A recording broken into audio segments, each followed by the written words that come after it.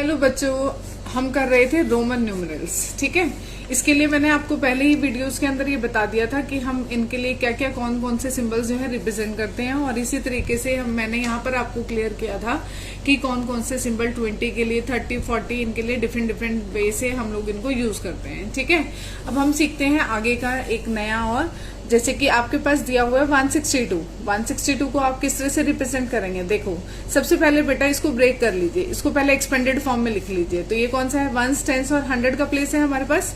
तो 100 plus 60 plus 2। ठीक है, अब देखिए 100 को हम कैसे लिखते हैं। 100 के लिए हम लगाते हैं C, तो हमने लगाया C। 60 के लिए हम क्या लगाएंगे, LX।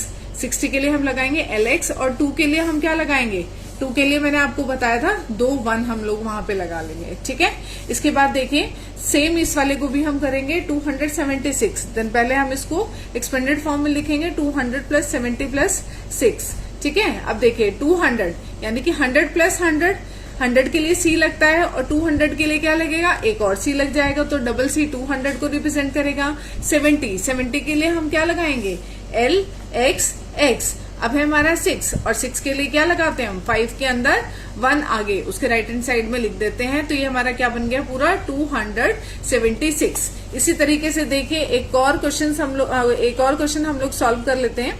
526, इसको हम एक्सपेंडेड फॉर्म में करेंगे। 500 प्लस 20 प्लस 6। 500 के लिए हम लोग 500 को किससे रिप्रेजेंट करते हैं, D से रिप्रेजेंट करते हैं। तो जहां पे 500 लिखा है वहां पर हम D लगाएंगे।